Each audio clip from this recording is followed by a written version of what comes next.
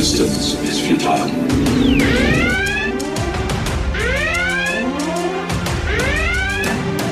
Boldly going where no show has gone before. This is The Week in Geek with David D. Squared, your source for geek and pop culture news that's trending now. Broadcasting from the Gregory Ricks & Associates Wealth Management Studios, here's D. Squared. Greetings, people of Earth! This is The Week in Geek, your source for geek and pop culture news that's trending now. I am your host, D Squared.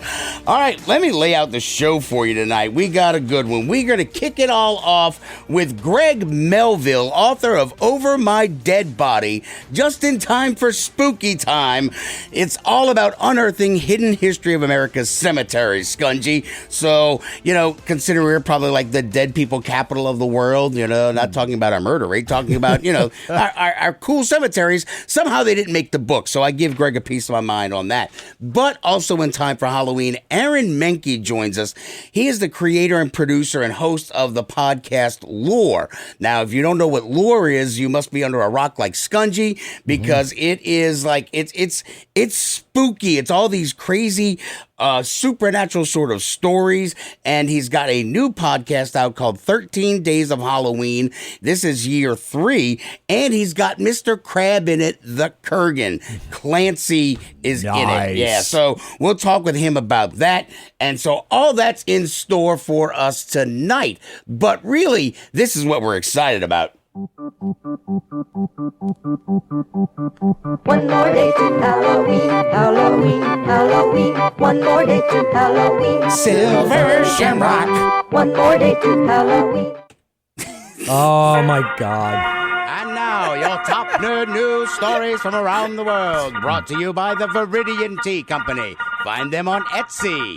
And now, your top nerd news story. Well, it's one more day till Halloween. Halloween.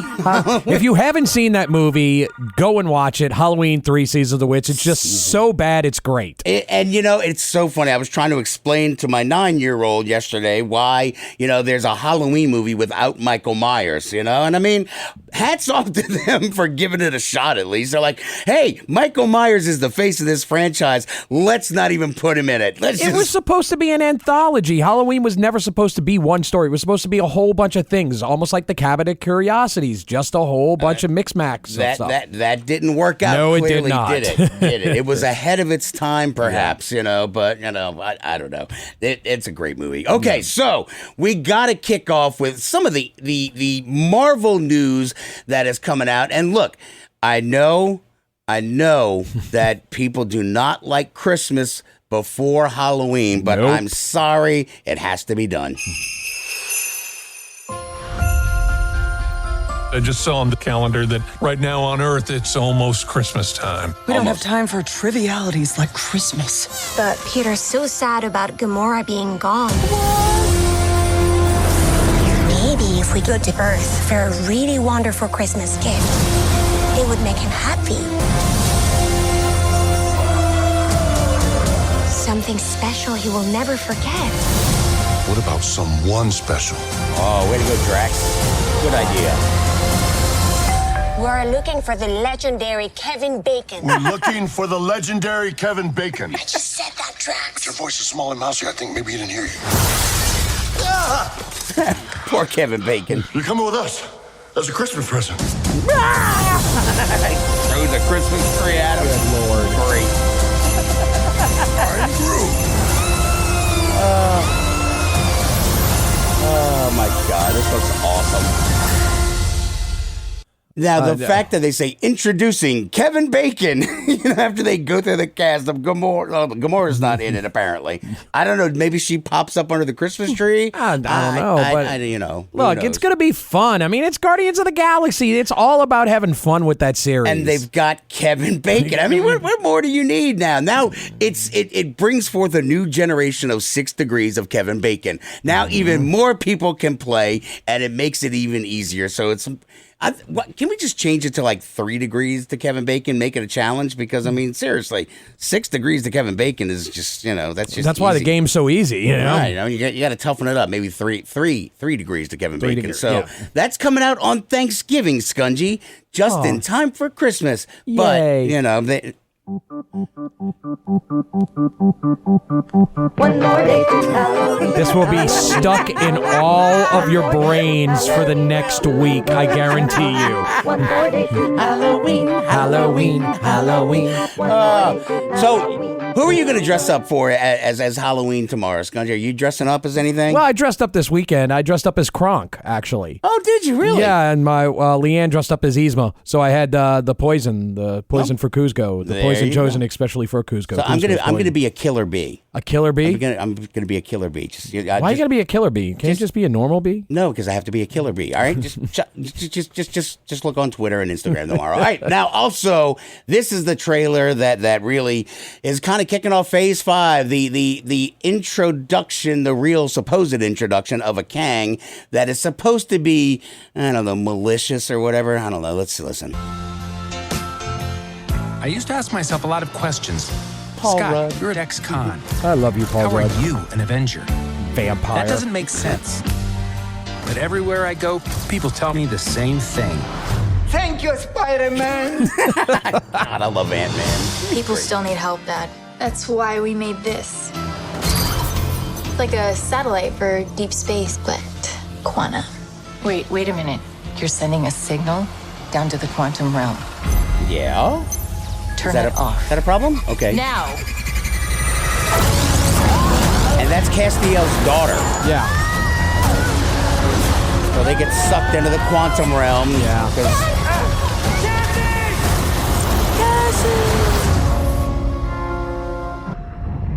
What? All right, wait. Okay.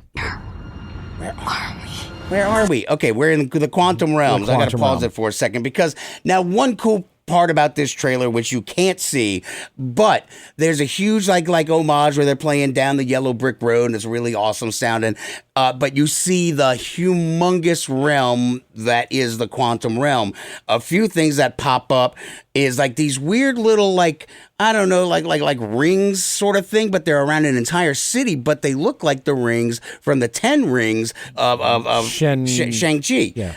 Now, it's weird because then you see the power sources sort of look like the power sources that you're seeing kind of coming from Kamala Kang. Yeah. So there's some explanations that are probably going to happen with this movie that kind of kicks off the stuff. And we haven't even talked about mutants yet. Yeah. But the cool part that I really got a vibe from the quantum realm, it felt like Star Wars. Like there was so many weird aliens. There was weird alien critters and like they're introducing this to an entire new world. And I think that is probably what I'm more excited about, even though we have, the eternal person that is Paul Rudd. He's a vampire, we know. But the scenery and the new, like, I don't know, the characters, like the background characters, that's what I'm looking for. That is what's pretty intriguing. But let's continue because Kang pops up. Secret universe beneath ours. What are you so afraid of? There's something I never told you. What? You'll have to watch the movie. Place. It isn't what you think.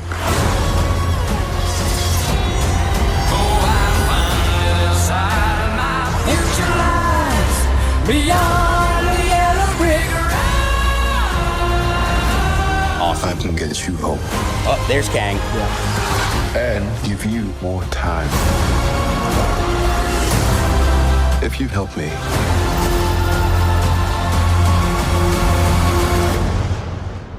So, what's it gonna be? Ant-Man. He knew his name. Oh my gosh! All right, so Kang. Look, he who remains is the one from Loki, who was just like a clerk at the end of the store. Like he's the overnight manager at a freaking grocery store. But this guy's supposed to be a badass.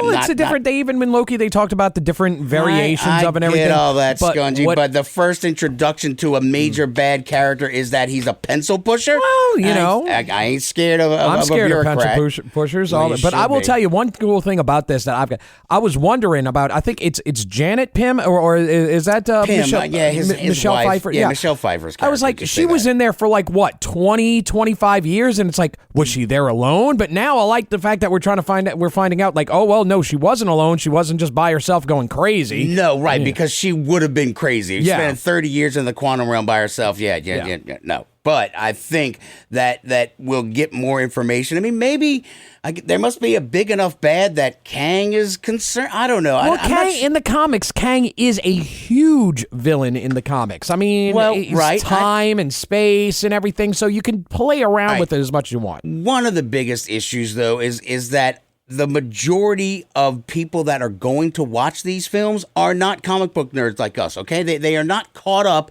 on the intricacies and all the plot lines of one Kang, okay? They know what we know from watching the shows, and that's where their information stops. So your first impression of a bad guy is that he gets killed by a clone of Loki at the end of time, and he's built the world's greatest bureaucracy. Ooh, I'm remember that afraid. This is just like really the first movie in the entire phase. I mean, it's going to go on all the way until like 2024. Sure, but if you don't hook me with this first movie, then I ain't going to watch the rest of them. But it's just a trailer. How do you know it's not going to hook you? I don't know that. I'm just saying that as of right now, I'm not all that hooked. I just want to go see Paul Rudd. Well, Kang can go do whatever Kang does. Go sharpen your pencil somewhere, dude. I don't know. Go file some paperwork. Something like that. All right, so now look, before we jet out of here, when we come back, we have got a whole bunch of DC news, because really, now that let's just get this out of the way, because James Gunn and Peter Safran are now set to oversee the DC Universe film and TV properties. And in big, bold type, DC has found their Kevin Feige. Basically, yeah. Yeah, you're wrong. They're wrong. Shut up. James Gunn is not Kevin Feige. I'm turning off your mic. Coming back up, this is The Week in Geek with D Squared on iHeartRadio. Happy Halloween!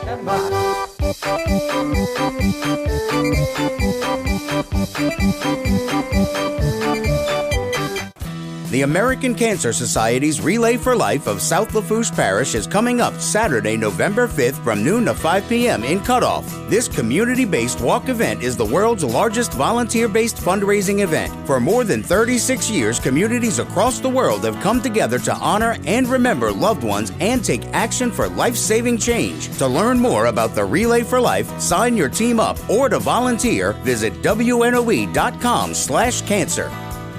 Are you suffering from live music withdrawals? Would you believe that New Orleans' best bands are being captured by a mad scientist, experimented upon mercilessly, and forced to play for their very lives? It's horrifying, but you can help.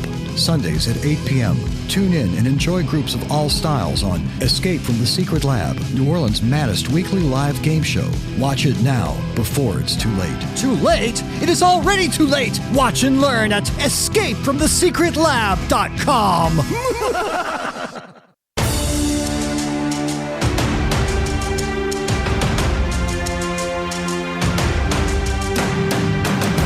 Hey, you Ninja Turtle fans, this is Raphael. That's right, the OG Raphael. And the only show we listen to here in the sewer while eating our favorite pizza is The Week in Geek on WRNO Radio. Battle Power!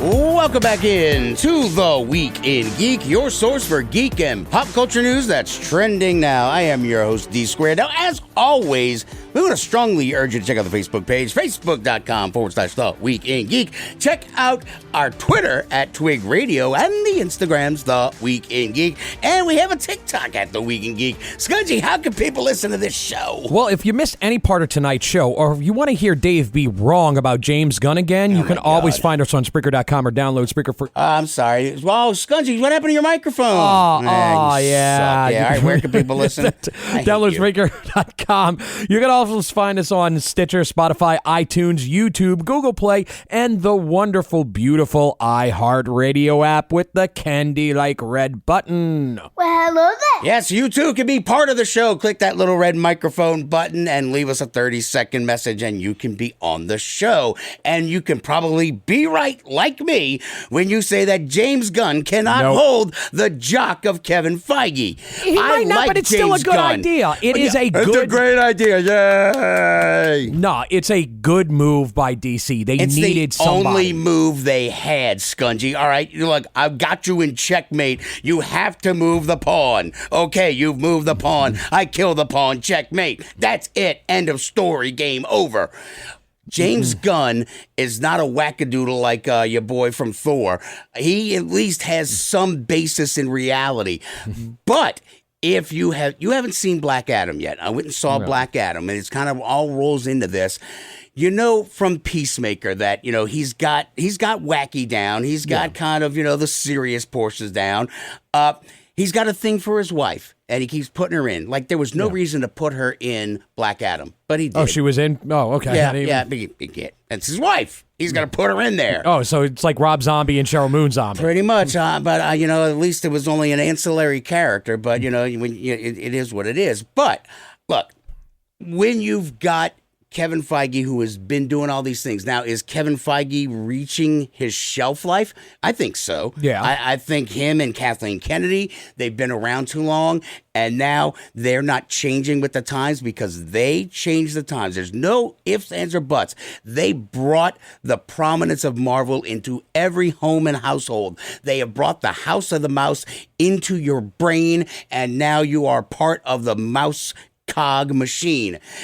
But they've done all this. There is no way that I feel that James Gunn, even with Peter, is going to help them reach the status of Marvel because Marvel's already there. All right. We are at some point, Scungy, we have reached critical mass for superhero movies. There's no ifs, ands, or buts, and I will die on this hill because within the next 3 years, people are going to be like, Jesus, Mary, and Joseph, can we get something that doesn't have some dude in a cape and tights? We're going to be there, Scungy. I agree with you. There's no way that they are going to make, be better than Marvel, but this is a step in the right direction where you can at least have maybe a cohesive story with DC and have like one vision because with television and movies, it's all disjointed. Maybe they'll sit there and finally go, maybe, you could put everything together in one package. The only opportunity or hope they have is because the Discovery buyout. Now that you've got new people in top, they all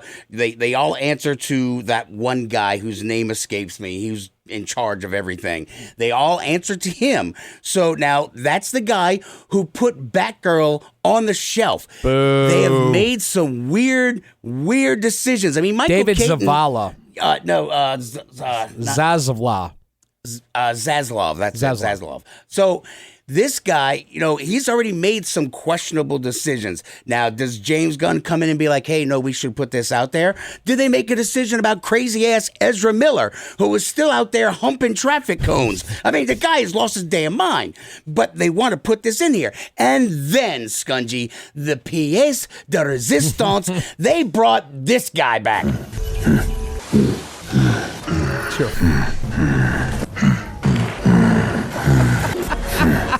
That is the acting chops of one Henry Cavill as your favorite actor of all time from The Witcher. The only good news I've got is that he shows about, I'm sorry, the only good news I have is that he's leaving The Witcher and Liam Hemsworth is taking over. He's coming back. Henry Cavill is now back as Superman because at the end of Black Adam, spoiler for the end credit, Henry Cavill shows up as Superman and is like, yo, Black Adam, Adrian, how are you today? I'm Henry Cavill. I mean Kal-El. The super uber actor Henry Cavill is now back as the Man of Steel. We're going to get more of Henry Cavill as the Man of Steel. So we're already starting off on a great foot right now with the new introduction of Peter Gunn. Well, James Gunn had nothing to do with that. That's all. James Gunn. Peter Gunn's he his doesn't brother. even I like start Peter until Gunn. November the 1st. So you're sitting there, he's blaming him for the previous administration's problems? Welcome to America, butthead.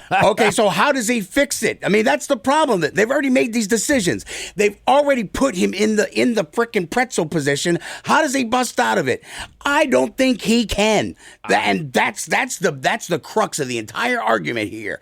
That DC is a flaming dumpster fire, and even putting James Gunn, who is, he's a great director, great storyteller. All I wanted was a Mr. Pibb. Oh my God! Why you got to go there, man? Be driving around my friends like skin cars. Just want to dang Mr. Pibb. All right, stop it. Damn it, Scungy. So the issue, though, is that James Gunn they've made a decision too late. Warner Brothers is still having to make decisions because now the internet is just all abuzz about how the reintroduction of Henry Cavill can save the DC universe. How is it a reintroduction? He was already Superman. I mean, because he's been gone for a while, and they're most likely, if they have a brain cell amongst them, retcon the whole thing where you've got Batman killing everybody, you got Superman killing frickin' General Zod. I mean, here's our favorite characters, let's crap all over them. That's what DC did. Now, can James Gunn come up and fix that? I pray to God he can, but is it too late? And I think it's too late. You know what? Because you still got the Ezra Miller debacle. I mean, he's over there. I'm watching him cross the street on Howard Avenue, banging a freaking street cone. I'm telling you, he's lost his damn mind. Look, Just if like anybody could sit there and at least maybe steer the ship away from the iceberg, no, you it's just gonna be this dude. You go to the falls and you go over. You jump the shark and just pray to God that somebody's still around to watch it. Now, look, I love a good traffic train wreck, so I will probably continue to watch that. But I mean, here's the thing. We got excited with James Gunn with Peacemaker because he's going to bring in all these just, goofy characters like Batmite, Yay. I mean, that's fun because the main circus, the tentpole movies are hot garbage. So I don't know how something, throw us a bone or something like that. Right now, you've got, and even Aquaman, Jason Momoa, yeah, great. He's cool and all, but I'm more interested now in frickin' Namor with Wakanda Forever. I mean, that's Marvel's Aquaman is who Namor is. So they're beating to the punch because, I mean, Aquaman's movies was cool. It was good, But they're all not connected. But here you go over to Wakanda Forever, where you've got the continuous story that's going on.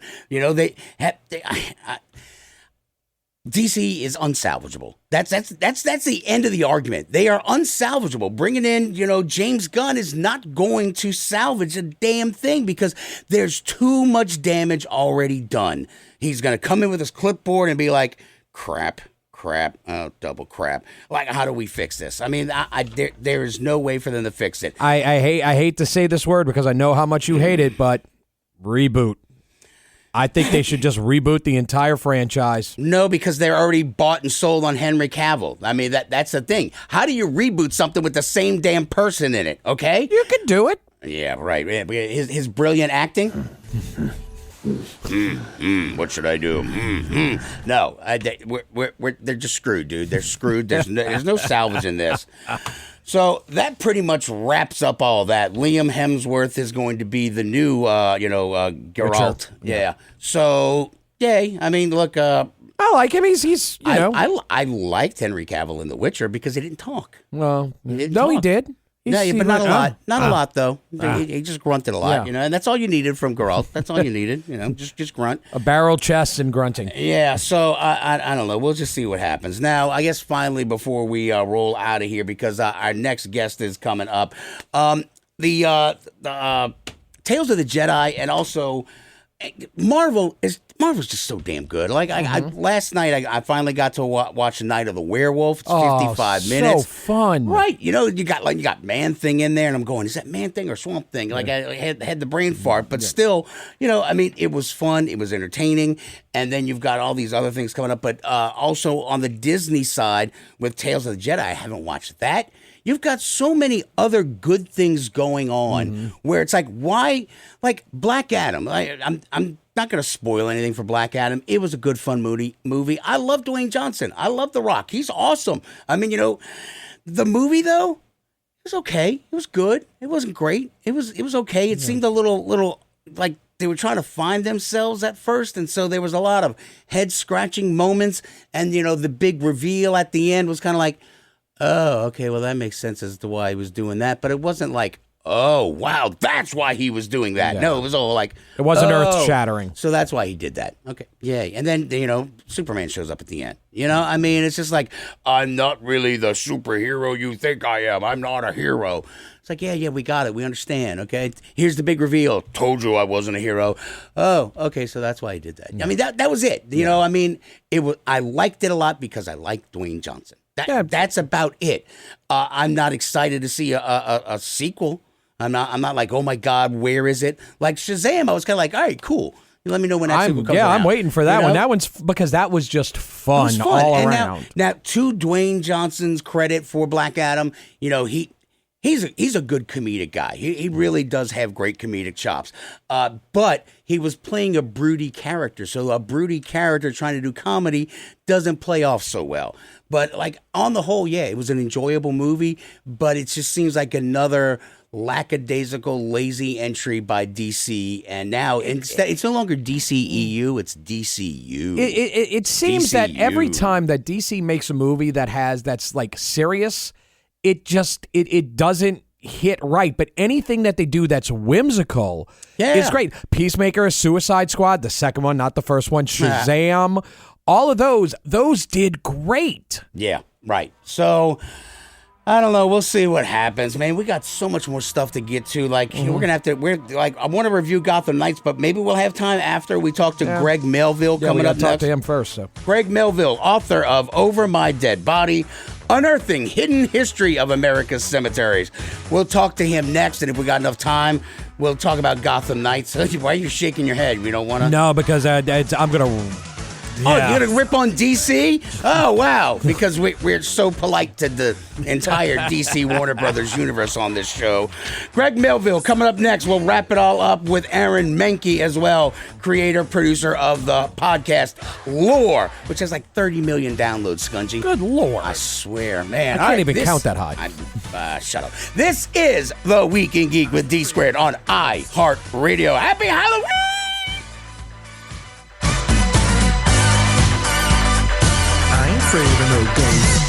Box tea again? Why don't you try the tea blends from the Viridian Tea Company? They sell blends that are guaranteed to make you think outside the box. With blends like Quantum Mechanics, Caligula's Herbal Nerve Tonic, and Manta Ray Dreaming, your tea experience will be out of this world. Look for the blends at Tubby & Coos Mid-City Bookshop at 432 North Anthony Street or online at Etsy at the Viridian Tea Company. So put down the box and order some tea from the Viridian Tea Company today. Sincerely, your taste buds. D4 Tabletop Gaming Cafe at 8228 Oak Street wants to remind you that they are open for business. Tables are available for your next game night. Also, the Adventurers League is still running on Fridays at 7 p.m. and Magic the Gathering drafts are still on Saturdays at 1. So come over and check out their expanded inventory of miniatures and miniature paints, board games, RPGs, and TCGs. Find them on Facebook at D4 Tabletop Gaming Cafe or stop by the shop at 8228 Oak Street, just 2 blocks off of Carrollton. Or go to their website at d4cafe.biz. Now, from the Gregory Ricks and Associates Wealth Management Studios, this is News Talk 99.5 WRNO.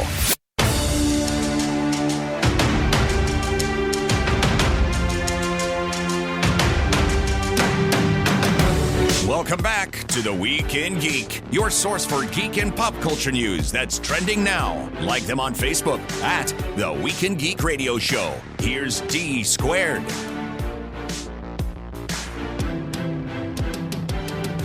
Welcome back into The Week in Geek, your source for geek and pop culture news that's trending now. I am your host, D Squared. Let's go to the guest line. Author of the new book, Over My Dead Body, Unearthing Hidden History of America's Cemeteries, Greg Melville joins us. Greg, how are you doing today, sir? I'm doing great. It's good to talk to you. So look, I'm here in New Orleans, where we're basically a necropolis on wheels down here, man. Yes. Talk to me about why the heck any New Orleans cemeteries aren't in your book. Let's start there because I'm feisty, man. Well, I do give New Orleans or Louisiana a nod a couple of times, but really it was I'm trying to tell the story of cemeteries that somehow shaped American history in some way. And St. Louis number 1, St. Louis number 2 are amazing cemeteries, but I didn't quite capture how they changed the rest of America, just so unique.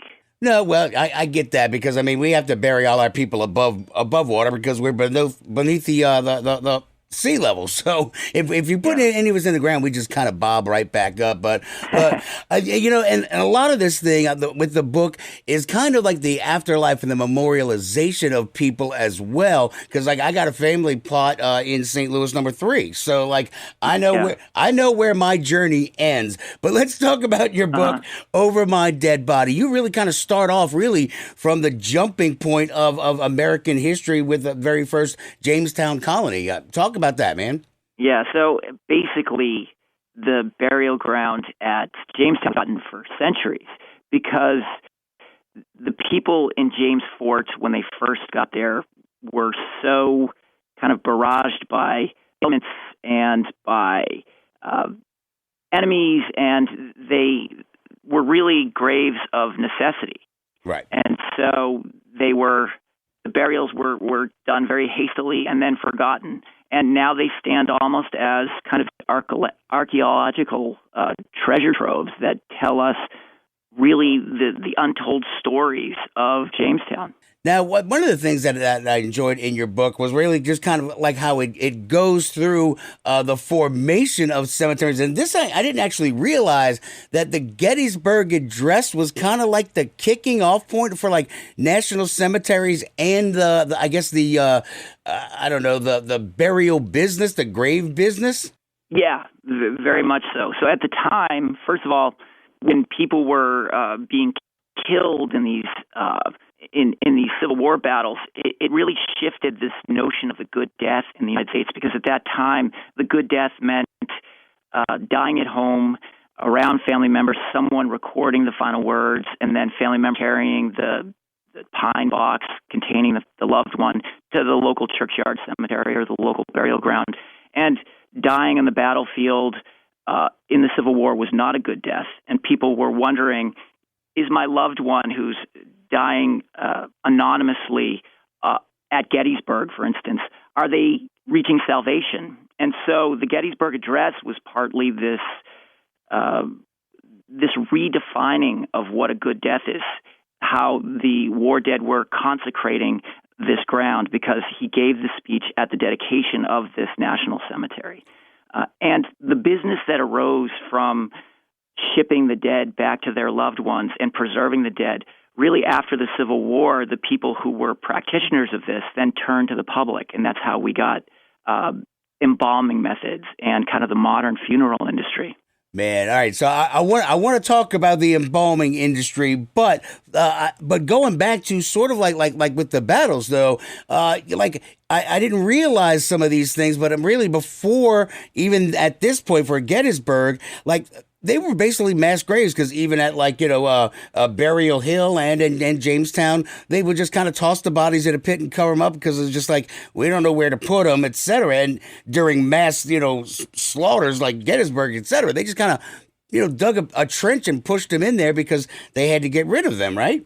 Yeah, they did. And the national cemeteries really changed that, because national cemeteries, by their very nature, are kind of these political animals. And it really, the intent behind them was to find a way to give a good death to the warriors of the country. And it's kind of, in some ways, a recruiting tool, but in other ways, it's this profoundly special place that was born out of this really kind of sentiment that people had for, they didn't know what was happening to their loved ones, and they felt it really turned their sentiment against the war. We're visiting with Greg Melville. His new book, Over My Dead Body, is out now, Unearthing Hidden History of America's Cemeteries.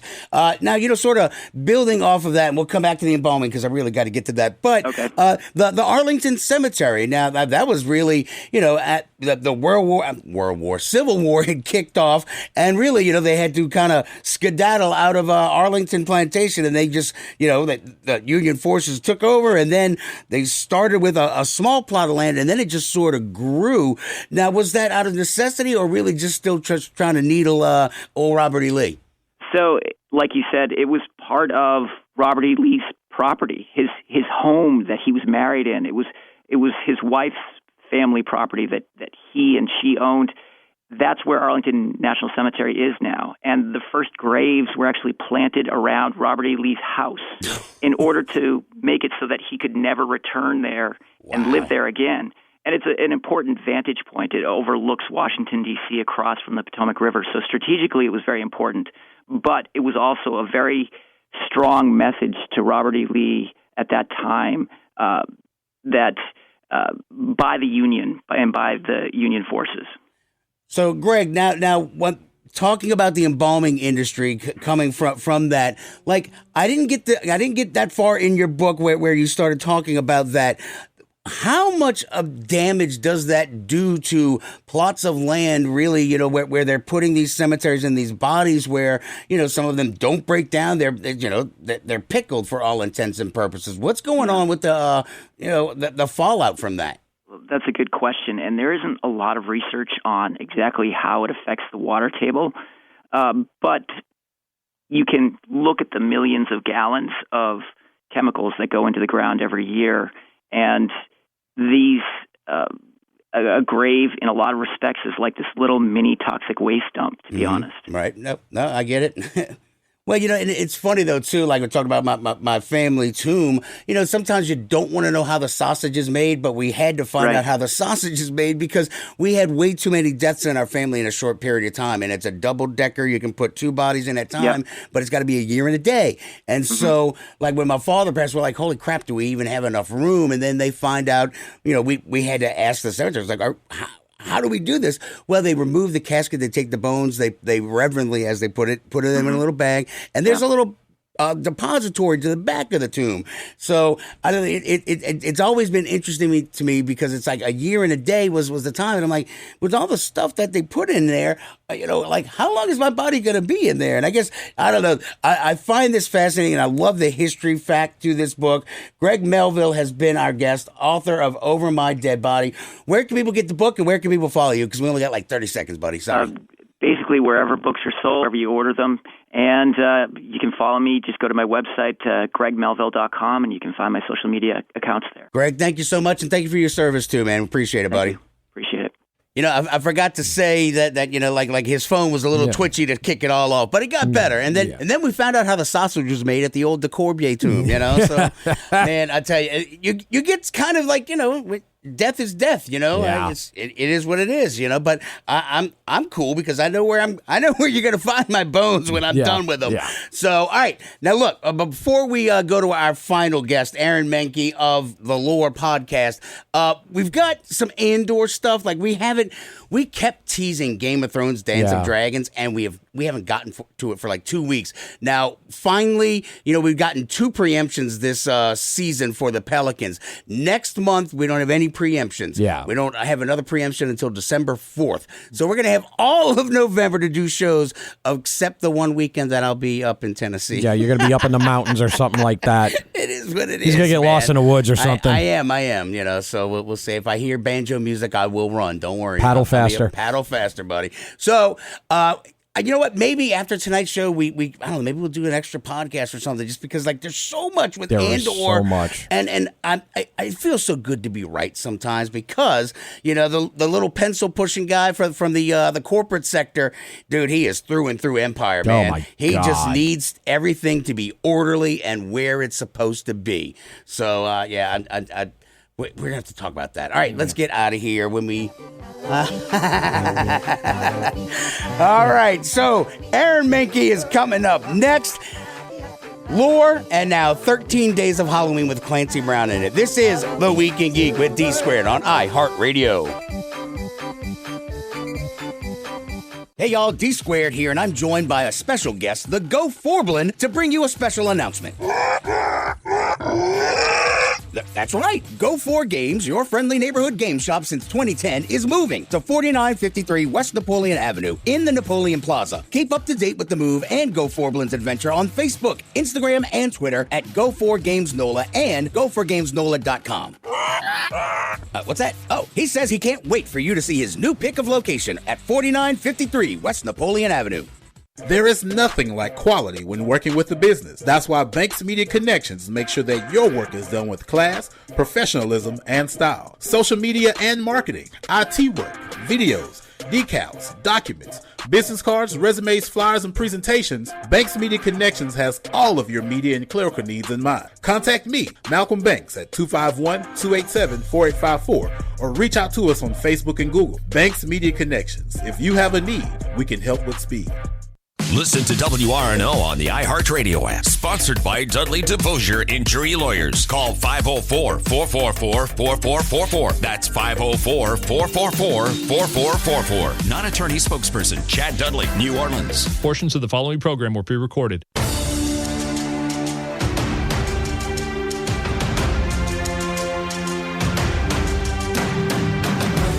Hello, creeps. It's me, John Kassir, the voice of the Crypt Keeper, and you're listening to The Week in Geek.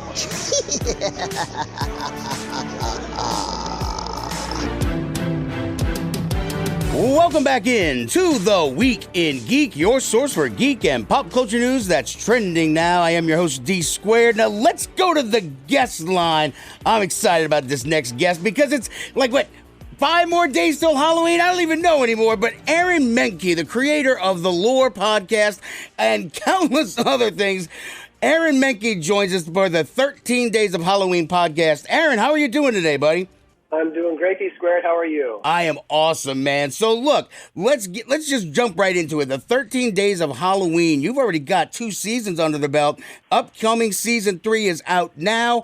I just finished listening to The Fairgrounds, so I got a lot of catching up to do. But talk about 13 Days of Halloween. It is a serialized horror fiction show, for the podcast space. And our idea was to release it over 13 days, starting on the 19th, leading up to Halloween. So that last episode drops on the 31st. You said you're on the Fairgrounds. I think we're on day 8 right now in the journey. And it's about a boy named Max who is living in the Great Depression era, Midwestern Dust Bowl, think dry and dusty. And back then, Halloween was sort of thought of as Devil's Night, and it was a night of chaos and mayhem, and he is trapped on the outskirts of town and has to get himself home safely in the midst of all of that, and we bring it to life with 3D audio and a great cast of characters. Now, one of the voice actors I want to talk about is Belazel. He's Clancy Brown, Mr. Krabs, or the Kurgan. I'm older, so I'm going to go with Kurgan. I love that. 1986 for the first Highlander movie? Yeah. Better to burn out than fade away, man. There should have been only one. Clancy Brown, there can be only one. And Clancy Brown, I think most people remember him as a prison guard, Captain Hadley from Shawshank Redemption. Oh, yeah. He has a great voice for audio, though. I mean, he's good on screen. But, man, when you hear him as a voice actor, yes, Mr. Crab on SpongeBob SquarePants, he's done a ton of Star Wars stuff. He's a good villain voice. No, he voices our mysterious character. Now, one of the things I wanted to ask about is like each little bite-sized thing. It's only like 30 minutes for each episode, which I think is perfect for a lot of people to catch it like on their commute home or to work or whatever. But who does the writing for this? Who does like the dialogue and the screenplay? Is that you? Or you got a team? Talk about that, man. There's a whole team of people. So this all started when Alex Williams, one of our producers, sort of brainchilded this concept for this season and brought it to me and Matt Frederick, who the 3 of us sort of work on this together. And once we hammered out the main flow, what are the 13 stops along the way? And then this goes out to people that we have connections with to write each episode. So different episodes are written by different screenwriters. And then you cast it like a TV show. You go find people who are going to play certain characters, and then it goes into recording. In a lot of ways, it's a lot like a TV show, just without the visual elements. And then it goes into post-production where they put all those pieces together. They put the 3D audio in with the sound design and the music, and it comes together really nicely. So talk a little bit about the 3D the oral thing. Well, so when you hit play on music on your phone, you kind of hear the music from everywhere, and you can play with left and right, which people have been able to do for decades. But 3D audio, sort of, to borrow the phrase, takes it to the next level. You can record a sound as coming from back over your left shoulder, and then when the listener hits play on their podcast, they can hear the footsteps over their left shoulder, and it's so realistic. You throw in crunching leaves and that movement in space, and we've had listeners tell us, I'm literally looking over my shoulder when I listen to this because I think these sounds are coming from behind me. And look, we make a creepy horror podcast, so maybe that's a really good tool to have for something like that. We're visiting with Aaron Mahnke, the creator, producer, host of the podcast 13 Days of Halloween, but also lore. Man, look, let's jump to the side real quick and talk about Bridgewater, man, because look, you've got like this great cast in that with Misha Collins from Supernatural. Side note, I named my kid Dean after Dean Winchester, but also you got Nathan Fillion and Will Wheaton in there. Talk about Bridgewater real quick. Bridgewater is it's a passion project. It's like take all my love of the X-Files from growing up and then everything I've learned with lore about folklore and superstition and sort of weave them together. And so Misha Collins plays a folklore professor in the Bridgewater Triangle area of Massachusetts, and he's pulled into this mystery. Of course, like many, many years before, his father had disappeared. Played in season 1 by Nathan Fillion, who you hear over like really crackly old answering machine tape. And he works with his father's old police partner to figure out what's going on. And there's a whole bunch of stuff. There's cults, there's local superstitions, there's cryptids. Honestly, your audience is the perfect audience for this. If you're a geek for this kind of stuff, if you love Supernatural, then Bridgewater's it. And we're back for a second season in January. So it'll be early January. Instead of 10 episodes this coming year, we're doing 12 episodes. And it's going to be great. Dude, yeah. I'm so jealous of you right now. Aaron Mahnke is our guest. So, I mean, I guess really, there was something about in the notes that made this season different. What is that about? Like, was there something different y'all did for this season? Is it because of post-COVID, or what? Or did somebody die on set and now all the podcasts are haunted? Please say that one. When you say which season of, you mean of Bridgewater? No, going back to 13 Days of Halloween. Sorry, man, I'm like riddled with ADD. I like to bounce around. That's okay. Well, every season has a different, it's almost like a rinse and repeat, right? So season 1 was in a haunted manor house with Keegan-Michael Key. Season 2 was in a kind of like a Lovecraftian New England fishing village with a lot of problems. And that was starring Kathy Najimy from Hocus Pocus. So, every season is sort of a do-over. Yeah, which I really like. Yeah, so this is starting from ground zero with Dust Bowl era, Great Depression. And yeah, it's great. All right, so Wellington. Talk about Wellington now. You've got that the historical horror miniseries going on. I mean, dude, I could talk to you all day. You got so much stuff. There's so many irons in the fire, but I'm a comic book nerd, so let's talk about Wellington real quick. Wellington is so there's this weird thing. When I was researching an early episode of lore about a London monster called Spring Heel Jack, there's this throwaway bit of history where at some point when the whole town of London is just in a panic about this thing that's hunting people in town, the Duke of Wellington, he's retired, he's at home, he straps on his sword and his gun, and he goes out hunting for Spring Heel Jack. And when I learned that was a thing, like he actually did that. No, wow. he probably just rode around and looked and talked to people. But I thought, what if the Duke of Wellington has always been a hunter of supernatural beings?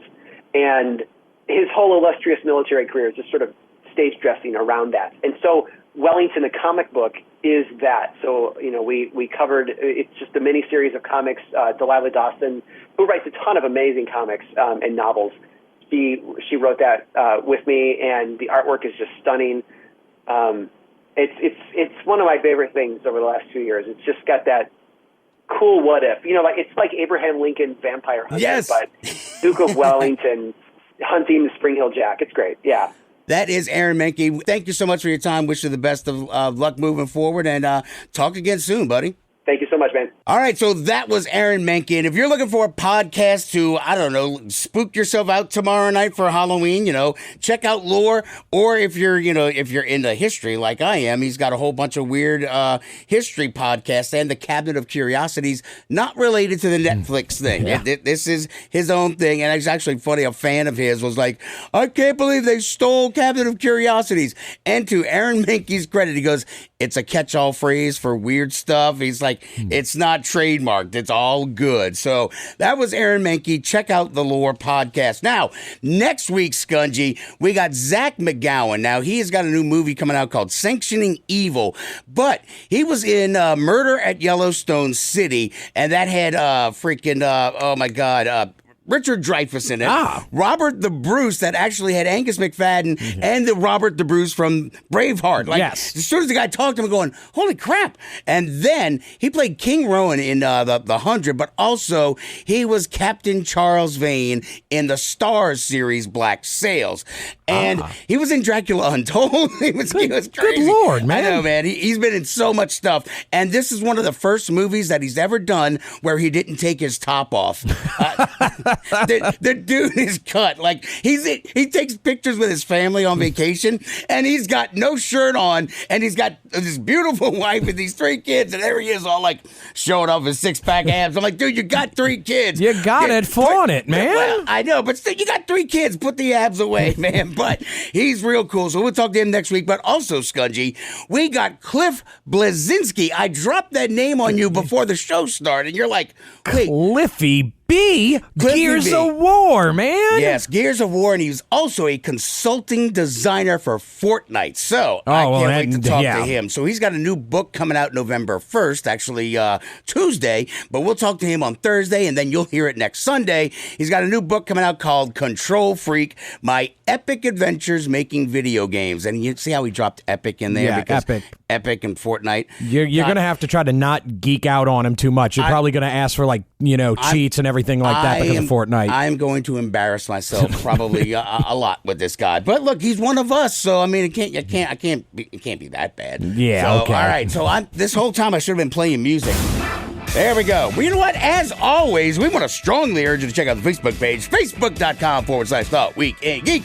Check out our Twitter at Twig Radio and the Instagrams, The Week in Geek. And we got TikTok, The Week in Geek. Scudgy, how can people listen to this show? Well, as always, if you miss any part of the night show or you want to hear your favorite part again, you can always find us on Stitcher and Spreaker. Download Spreaker for your smartphone and tablet. We're also on iTunes, YouTube, Google Play, Stitcher, Spotify, and the wonderful iHeartRadio app. Bum, bum, bum, bum. Find the iHeart app and you can listen to Halloween music tomorrow night when you have your party. It's in the background. Yeah. The Monster Mash. It was a graveyard smash.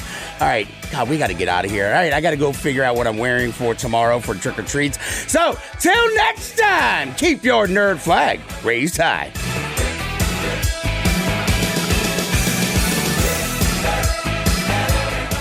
Portions of the following program were pre-recorded. WRNO-FM, New Orleans, an iHeart radio station. Available everywhere on our free iHeart Radio app. #1 for music, radio, and podcasts, all in one.